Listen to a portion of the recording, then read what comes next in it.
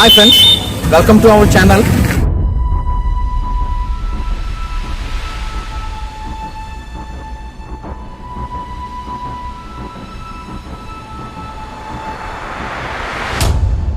ఇప్పుడు మనం తలుపులమ్మ తల్లికి సంబంధించిన ఎంట్రన్స్ ఆర్చ్ దగ్గర ఉన్నాం. తలుపులమ్మ తల్లి దేవస్థానం. ఈ ఆర్చ్ నుంచి వెళ్తే మనం డైరెక్ట్గా తలుపులమ్మ తల్లి దేవస్థానానికి రీచ్ అయిపోవచ్చు. అదే తలుపులమ్మ తల్లి కొండ. అక్కడ కనిపిస్తుంది కదా మనకు ఒక హిల్. ఆ హిల్నే లోవ హిల్ అంటాం. ఈ లోవ హిల్లోనే ఒక ఇరుకైన ప్రదేశంలో తలుపులమ్మ తల్లి అమ్మవారు వెళ్తారు. తలుపులమ్మ తల్లి వారు అక్కడ ఉండడం స్పెషాలిటీ అయితే అక్కడ వాటర్ అనేది చాలా స్పెషల్ అండి. ఎందుకంటే ఈ వాటర్ అండర్ గ్రౌండ్ నుంచి పైకి పెళ్ళుకి వస్తుంది. దీన్నే న్యాచురల్ స్ప్రింగ్స్ అంటాం. ఈ న్యాచురల్ స్ప్రింగ్స్ వాటర్ అనేది అంతలా ఉంటుందంటే కొబ్బరి నీళ్ళు ఉంటాయి కదండి, ఎంత నీళ్ళు ఉంటాయి అంత టేస్టీగా ఉంటాయంట. ఒక స్ప్రింగ్ ఇటుపై పడితే నెక్స్ట్ ఈ హిల్కి అటువైపున ఇంకొక హిల్ ఉంది, దాన్ని నామగిరి అంటాం. ఆ నామగిరి దగ్గర ఇంకో న్యాచురల్ స్ప్రింగ్ ఉంది. అది ఏంటంటే ఒక పెద్ద బండల నుంచి ఒక వాటర్ ఫాల్ పడుతుందంట. యాక్చువల్లీ ఆ నామగిరి దగ్గర ఇలాంటి వాటర్ ఫాల్ ఉందని మన అందరికీ తెలియదు అంట. మన లోకల్లో ఉన్నట్టు మన ఎవరికీ తెలియదు. అంతేకాకుండా అక్కడ ఒక యాన్షియంట్ టెంపుల్ కూడా ఉందంట. ఇప్పుడు కొంచెం 11th సెంచరీలోనే బిల్డ్ చేసిన ఒక టెంపుల్ ఉందంట. అక్కడ టెంపుల్ ఉందని, అక్కడ ఏదైనా చిన్న వాటర్ ఫాల్ ఉందనే సంగతి మన ఊళ్ళో ఉన్న మనందరికీ ఎవరికీ తెలియదు. ఈ మధ్యకాలంలో మా ఫ్రెండ్స్ మధ్య చిన్న డిస్కషన్ వల్ల ఇది టాపిక్ రైజ్ అయింది. అసలు ఇంతకీ అక్కడ టెంపుల్ ఉందా, లేదా ఇలాంటి న్యాచురల్ స్ప్రింగ్ అనేది అదే ఒక వాటర్ ఫాల్ అనేది పడుతుందా లేదా అనేది మనం చూడడానికి, అలాగే మీకు చూపించడానికి వెళ్దాం అనుకుంటున్నాం. దానికి యాక్చువల్లీ ఈ కొండ నుంచి ఒక 10-20 years బ్యాక్ ఆ పెద్దవాళ్ళు అటువైపు నెన్నన్ పట్టణం అని ఒక ఉంటుంది, అక్కడికి వెళ్ళడానికి, అక్కడి నుంచి రావడానికి ఇది కొండ మీద నుంచి ఒక స్మాల్ స్లోప్లో ఉండే ఒక వే ఉందండి. ఆ వేలో చెల్లి వచ్చేవారంట. కానీ ఇప్పుడు అంత ఓపిక, అంత కెపాసిటీ మనకు లేకపోవడం వల్ల ఇప్పుడు ఎవరు వెళ్ళట్లేదంట. దానికి అందుకని ఇప్పుడు మనం ఆ రూట్ని మనం సెలెక్ట్ చేసుకోవట్లేదు, మనకు అంత సీన్ లేదు. అందుకని ఏం చేస్తున్నామంటే మనం ఆ ఏరియాకి వెళ్ళడం కోసం ఈ రూట్ సెలెక్ట్ చేసుకుంటాం. డైరెక్ట్గా వెళ్ళిపోతే నియర్లీ 20 to 25 kilometers ఉంటుంది. డెఫినెట్గా మనం రీచ్ అయిపోవచ్చు అంట. ఓకే, యాక్చువల్లీ అక్కడ వాటర్ ఫాల్ ఎలా ఉంది, అక్కడ యాన్షియంట్ టెంపుల్ ఎలా ఉందో చూద్దాం. ఓకే ఫ్రెండ్స్, లెట్స్ చలో.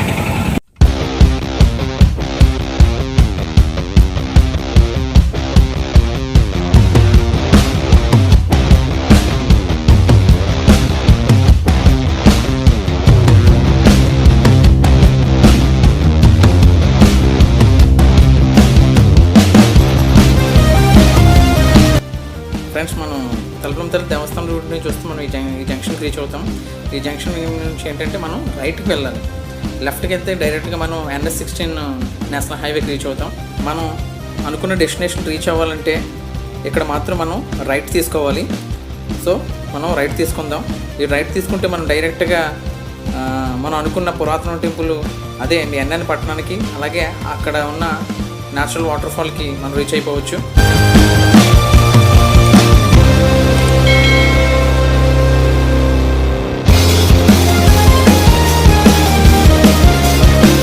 మేము NN పట్టణానికి అంటే పురాతన టెంపుల్ ఉంది కదండి, ఆ ఊరికి 2 kilometers రీచ్ అయిపోతాం అన్న టైంలో మేము ఒక గొర్రెల కాపరిని ఈ టెంపుల్ గురించి ఎంక్వైరీ చేసామండి. ఆ గొర్రెల కాపరే ఈ టెంపుల్ అంటండి ఒక దేవుడు అండి. ఆ దేవుడి పేరు మినరాయుడు అంటండి. మినరాయుడు అంటే వాళ్ళు చెప్పిన దాన్ని బట్టి ఏంటంటే సింహాచలం నరసింహస్వామి అంటండి. సింహాచలం నరసింహస్వామి స్వామి దేవతలందరూ కలిసి మీకోసం ఒక టెంపుల్ కడతాం, ఇక్కడ ఈ టెంపుల్లోనే ఉండండి అని సింహాచలం నరసింహస్వామిని ప్రార్థించారంటండి. అప్పుడు సింహాచలం నరసింహస్వామి ఒక కండిషన్ మీద ఒప్పుకున్నారంట. ఏంటంటే అది ఇప్పుడు నుంచి మీరు గుడి కట్టడం మొదలుపెట్టి తర్వాత రోజు అంటే నెక్స్ట్ డే సూర్యోదయం లోపు నాకు టెంపుల్ కట్టేస్తే నేను ఇక్కడే నిలుస్తాను, లేకపోతే నేను నాకు నచ్చిన చోటుకు వెళ్ళిపోతాను అన్నాడంటండి. అదే కండిషన్ మీద దేవతలందరూ కలిసి తనకి గుడి కట్టడం మొదలుపెట్టారంట. ఆ టైంలో వినాయకుడు ఒక కోడి రూపంలో వచ్చి నెక్స్ట్ డే ఆ సూర్యోదయం కాకముందే కోడై కూసేసాడంటండి. అప్పుడు దేవతలందరూ ఇక మన టెంపుల్ మనం సూర్యోదయం లోపు కట్టలేకపోయామని మధ్యలోనే వదిలేసి వెళ్ళిపోయారంటండి. అప్పుడు సింహాచలం నరసింహస్వామి ఒక అడుగు అక్కడ నామగిరి అని కొండ మీద ఒక అడుగు వేస్తే ఇంకో అడుగు డైరెక్ట్గా సింహాచలం కొండ మీద వేసి ఆ సింహాచలంలో ఈ నరసింహస్వామి నిలిచారంటండి. ఈ విధంగా అక్కడ గొర్రెల కాపరి మనకు చెప్పాడండి.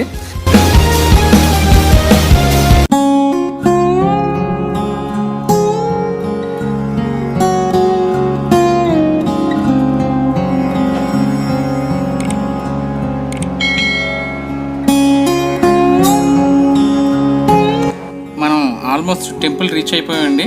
మనం ఇప్పుడు టెంపుల్ దగ్గరే ఉన్నాం. ఒకసారి చూడండి, అదిగో అది మనం చూడాలనుకున్న టెంపుల్.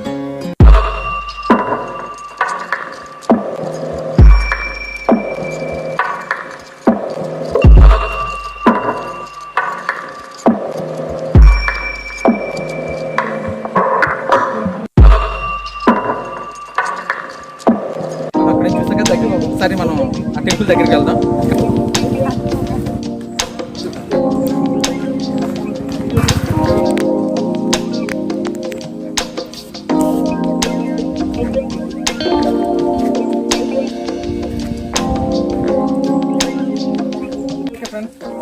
ఇది మనం అనుకున్న ancient temple, Ramagiri Narendrapatnam entrance లో, ఆ ఊరికి ఎంట్రన్స్ లో ఉన్న టెంపుల్ ఇది.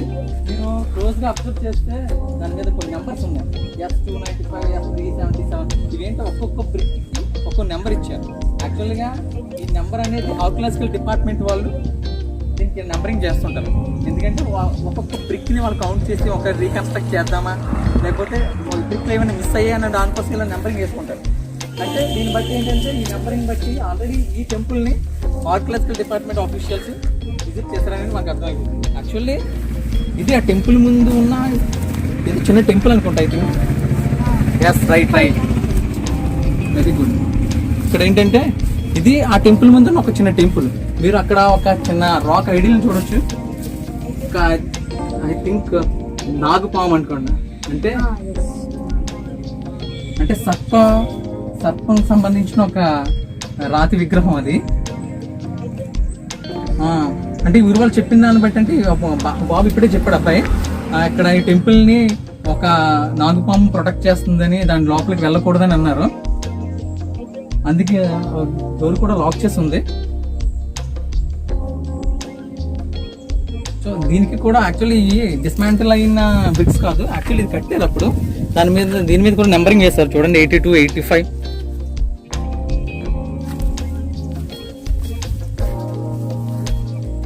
యాక్చువల్లీ ఇవన్నీ అబ్జర్వ్ చేస్తే మనం ఇవేంటి కాదు, జస్ట్ ఇవన్నీ రాక్స్. ఇప్పుడైతే మనం బ్రిక్స్ తోని మనం ఏదైనా కన్స్ట్రక్ట్ చేద్దాం అనుకునే చేస్తున్నాం ఇప్పుడు.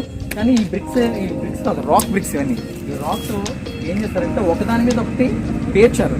అంటే ఈ ప్రతి రాక్ మధ్య ఏంటంటే ఎలాంటి సిమెంట్ అలాంటిది ఏమి యూజ్ చేయలేదు. జస్ట్ ఏంటంటే ఒక రాక్ మీద వేరే రాక్ అలా పైలు చేసుకుంటే పేర్చారు, అంతే. పేర్చి ఒక షేప్ని తీసుకొచ్చారు. మీరు ఇన్సైడ్ ఆఫ్ ది టెంపుల్ చూస్తే ఒకసారి టెంపుల్ లోపల చూస్తుంటే ఎలాంటి డిస్టర్బెన్స్ అనేది లేకుండా కరెక్ట్గా పైలు చేశారు. చూడండి ఒక వాల్ అనేది ఎలా కన్స్ట్రక్ట్ చేశారో చూడండి. మనం సర్ఫేస్ ఆఫ్ ది ఈ టెంపుల్ చూస్తే చూడండి, పైకి మాత్రమే ఏంటంటే రాక్ కొంచెం డిస్టర్బ్ అయినప్పుడు ఎత్తు పల్లాల కింద కనిపించింది. కానీ లోపల మాత్రం చూస్తే చూడండి ఎంత జెంటిల్గా కరెక్ట్గా ఈవెన్గా ఎలా పేర్చారు చూడండి. అలాగే లోకల్ పీపుల్ చెప్తున్నారు ఈ టెంపుల్ లోపల ఇప్పుడు చూసిన రాక్ ఐడల్ లాంటివి చాలా ఐడల్స్ ఉన్నాయంట.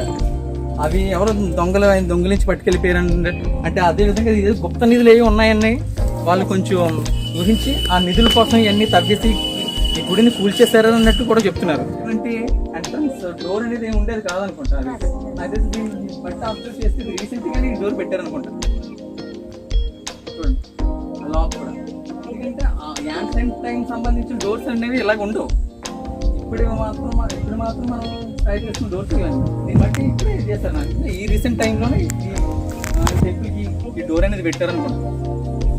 అలాగే లోకల్ పీపుల్ చెప్తున్నారు ఏంటంటే ఈ టెంపుల్ లోపల నుంచి ఏదో ఒక సొరంగం ఉందంటున్నారు. అది డైరెక్ట్గా ఎక్కడికంటే అక్కడ మనం వాటర్ ఫాల్ అంటున్నాం కదా, ఆ వాటర్ ఫాల్ వరకు ఆ అండర్ గ్రౌండ్ నుంచి ఒక సొరంగం ఉందంట, ఒక వే, అండర్ గ్రౌండ్ వే ఉందంట.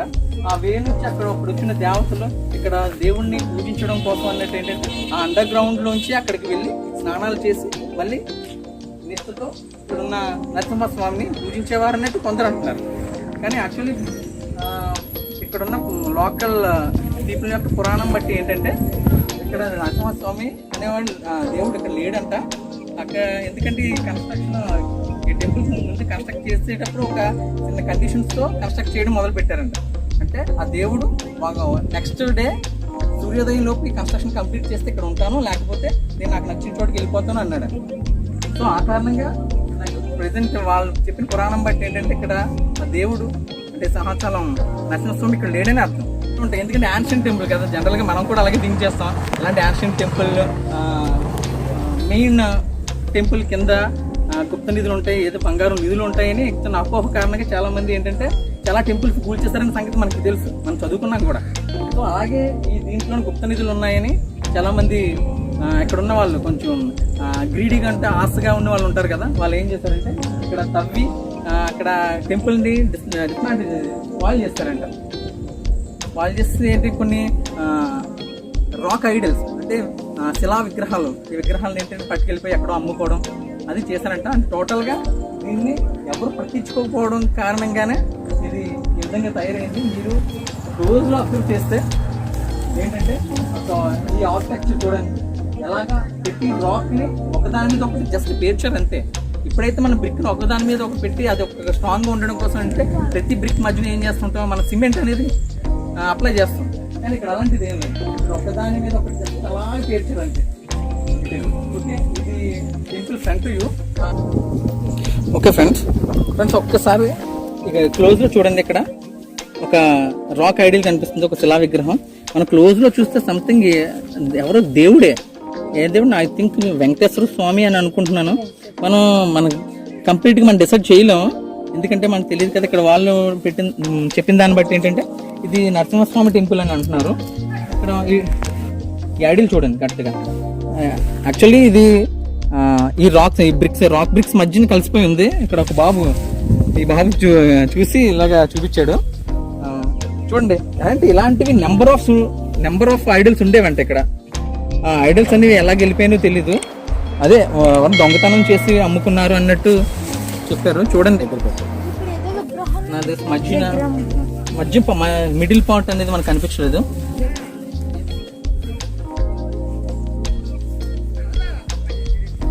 సరే సింపుల్ క్లోజ్ వ్యూలో చూడండి. ఇక్కడ చూస్తే ఒకటి వెల్కమ్ చెప్తున్నట్టు ఒక చిన్న ఐడిల్ కనిపిస్తుంది.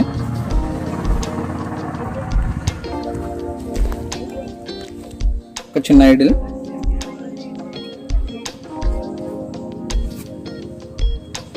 చూడండి, కరెక్ట్గా అబ్జర్వ్ చేస్తే వెల్కమ్ చెప్తున్నట్టు డిజైన్స్ కూడా కనిపిస్తున్నాయి.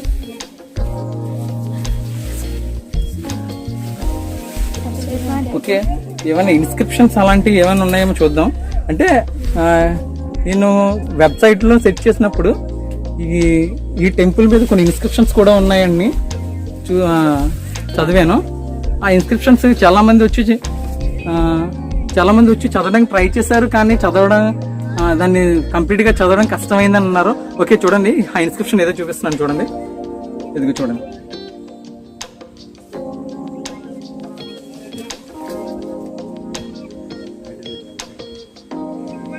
చూడండి ఇన్స్క్రిప్షన్ కనిపిస్తుంది చూసారా. ఇన్స్క్రిప్షన్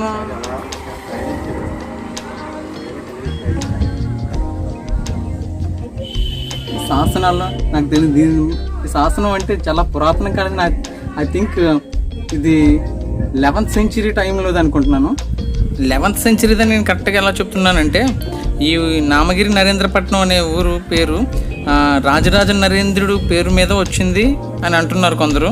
అంటే నరేంద్రుడు అంటే రాజరాజ నరేంద్రుడు నామగిరి నరేంద్రపట్నం, అందువల్ల ఇది 11th century అనుకుంటున్నాను. ఎందుకంటే వేంగి చాళుక్యులకు సంబంధించిన రాజరాజ నరేంద్రుడు 11th centuryకి సంబంధించిన వాడే, దానివల్ల నేను గెస్ట్ అలా అన్నాను. అంటే నాకు కూడా కంప్లీట్గా తెలీదు.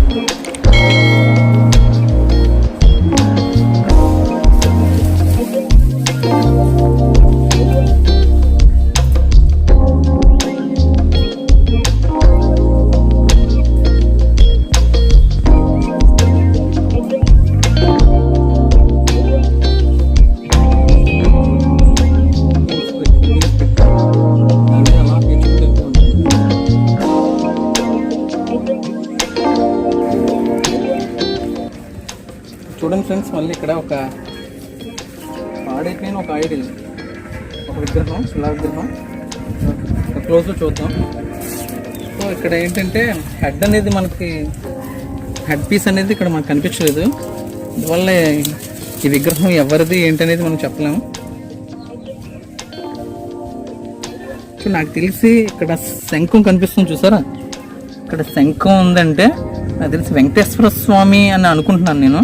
ఎందుకంటే శంకు చక్రాలు ఉంటాయి కదా వెంకటేశ్వర స్వామికి లెఫ్ట్ రైట్లోని, ఆ కారణంగా వెంకటేశ్వర స్వామి అనుకుంటున్నాను.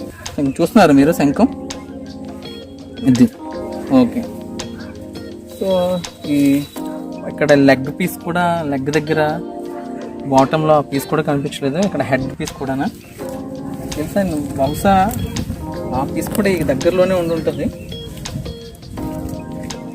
వేరే వేరే వెళ్ళిపోవడం కారణంగా మనకు తెలియలేదు.